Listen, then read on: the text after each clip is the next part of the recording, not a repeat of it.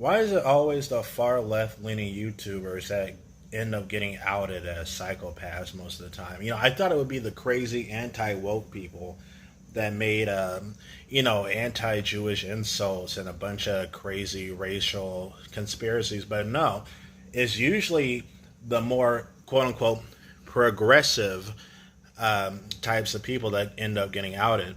I mean, the animator Squizzy, she used to make YouTube cartoons.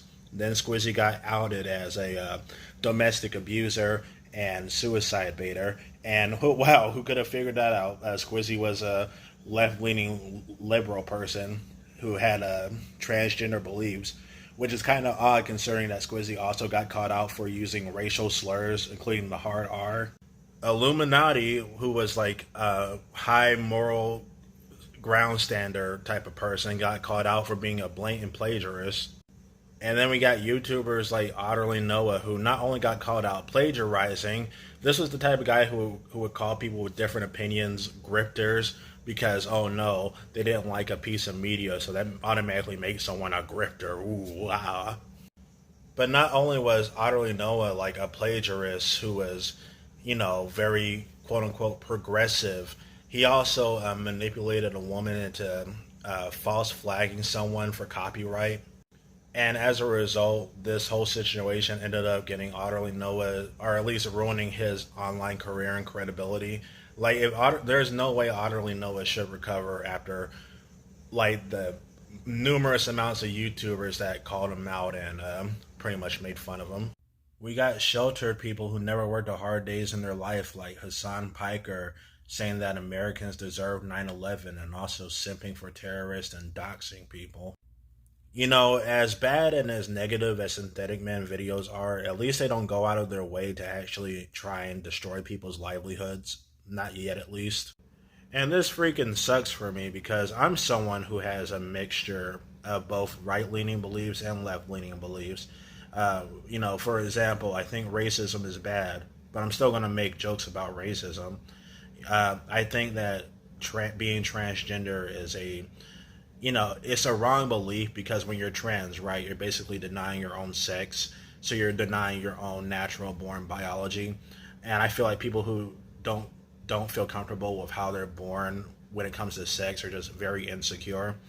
And I also think that the trans community is very annoying and very preachy. But, I still think that trans people deserve to have human rights. It was a trans person that prescribed me seizure medication when I had a seizure, and that medication has literally saved my life. I don't think trans people should be put to death like in the Middle East or something like that. A lot of anti-woke people think that modern video games and movies and media are getting worse or dying. And I'm like, yeah, you kind of have a point, but there's always been terrible video games and terrible movies. You just weren't around back then to realize that. But having negative opinions or a doomer outlook on media is still way, way less harmful than doxing, than plagiarizing, than threatening people's livelihoods, like I've seen with so many left-leaning people on YouTube, at least the ones who identify with the far left. Like, if you were going to call me transphobic for supporting, DNA, chromosomes, and human biology, then I guess I should also just, give people who think the earth is flat and that dinosaurs don't exist a pass as well. Now the newest left-leaning YouTuber who's getting exposed for their shitty behavior is Skittybitty. Now, I've actually did leave some very negative and mean comments under Skittybitty's I Hate Tears of the Kingdom video. My problem with the video is that it's way too long for no reason. Like, if it takes you 3 hours to give off a 10-minute opinion piece, you're pretentious in my opinion. I also have issues with Skiddy saying that Link was transgender or something like that. That's just stupid and wrong. The video itself came off as very condescending. When watching the I Hate Tears of the Kingdom video, I felt like I was being talked down to. And yeah, I mean, overall, I don't even think Tears of the Kingdom, now that I played it, is even a bad game at all. It's fine. Skiddy then shadow banned me from her comment section. So what I did was I made like a bunch of alt accounts that kept getting banned just to leave my grievances towards the video. I used to do that with channels I disagree with, but nowadays, I just don't. Like, if I have a issue with a video or a content creator, I just do a video on them. Because doing a video gives me way more freedom of expression than leaving a comment that could easily be deleted. Now, I try to joke about everyone equally, and yeah, I have, laughed at and joked about, the whole 41% joke regarding the trans community. It is very interesting how Skitty likes to play the victim of, being anti-suicide or whatever, when recently it's been called out to attention that Skitty actually supports the deaths of certain people of a political spectrum. Fearful of Skiddy's obsession over me in recent weeks. One of the earliest examples of this behavior that I noticed was when Skittybitty retweeted individuals who were justifying the assassination of Charlie Kirk on September 10th of last year. And as I was editing this video, Skiddy decided to double down by also joining in on the joke and making fun of Charlie Kirk's assassination. But a much grosser and more direct example, which I only discovered recently, was during a drama Skiddy had with a much larger YouTuber called Synthetic Man. To my understanding, Skiddy actually has a habit of picking fights with other creators, not just me. But Synthetic Man was different because of the sheer size of his channel. So when he swung back at them, Skiddy was forced to private everything from that time and pretend the whole thing never happened. But one infamous clip remains in circulation, because after all, the internet is forever. And here's what Skiddy had to say about this person that they were arguing against. I'm going to apologize for apologizing for saying the re-education camp thing. I'm saying that again and standing by it this time.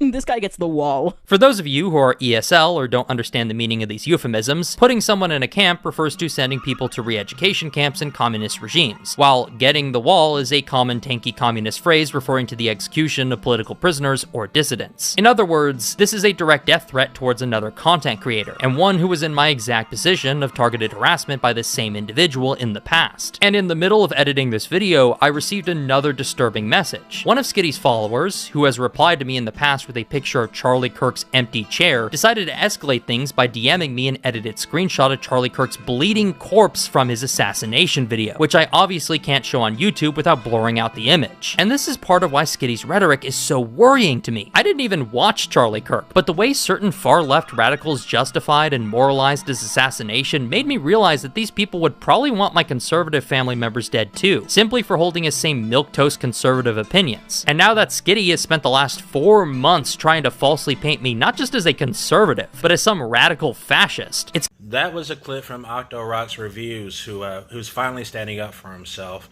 You see, Skittybitty decided to spend 4 months editing, scripting, and creating a video just to harass Octorock's Reviews. Now, I'm not guilty. I'm not guilt-free of this. I've made so many videos just trash-talking bigger YouTubers or other YouTubers.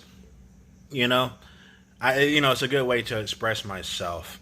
But the thing is, when I do a reaction video when I do a video criticizing someone, sorry for stuttering there, I do it in like one day, usually less than 30 minutes. I don't spend 4 months working on a video project just to harass someone. Like, what the fuck? That's just so creepy to me. That's really creepy to me, I could understand if you spent like 4 months working on a video project that's in the professional world. You're making a video for a job that you can put on a fucking W-2 form. But spending 4 months, 120 days just to create a video to harass someone for having an opinion on a Zelda video game, that's obsessive, Like, yeah, me leaving alt accounts to leave troll comments under someone's video, yeah, that's pretty obsessive too. But not as obsessive as spending 4 months doing that. Like, my God, I could have made like $8,000 in the army during those 4 months. I'm bringing up this fact because Skittybitty, claims that people are telling her to, go off herself or something like that. And I'm like, how are you going to be playing the victim here when you also support the deaths of others? Not to mention the fact that even one of Skittybitty's followers under Octorock's video, he left this comment trying to justify the death of Charlie Kirk and wanting Synthetic Man, to die as well. And look, I don't like Charlie Kirk. I even did a video criticizing him. And I don't like Synthetic Man. He also blocked me as well for being a troll hater in his comments.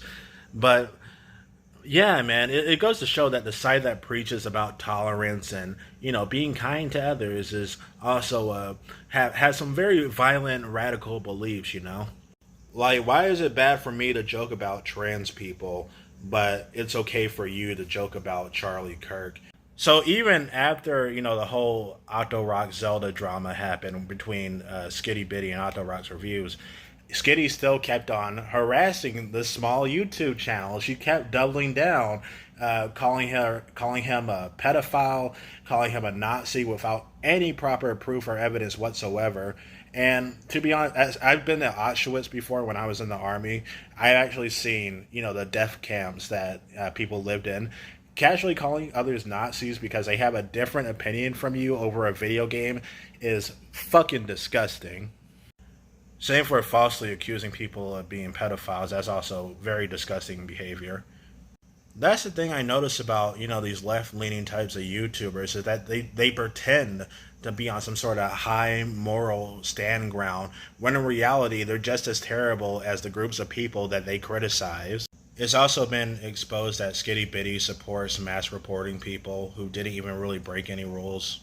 My problem with Skittybitty's content, outside of her shitty behavior, is that it's just Zelda, which isn't my cup of tea. I think Zelda games are fine. I don't think they're anything to really brag home about. But, yeah, it's just milking Tears of the Kingdom hate, and it's boring, repetitive, predictable, But honestly, I think what Skittybitty should do is that she should just refund all those people who stupidly donate to our Patreon and just go out and get a real job. Put the fries in the bag. Learn how to use a W-2 form.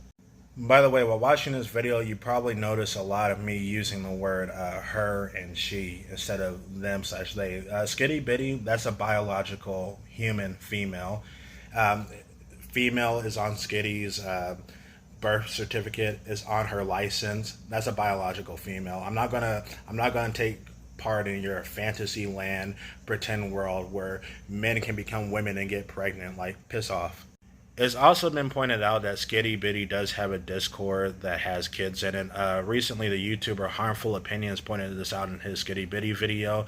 He even provided screenshots of confirmed minors in Skittybitty's Discord. Personally, I think anyone who uses Discord is a total chump. I don't use Discord. I don't use Twitter, and yeah, this has been very fascinating. I'm witnessing another far left-leaning YouTuber once again blow up their online career and credibility.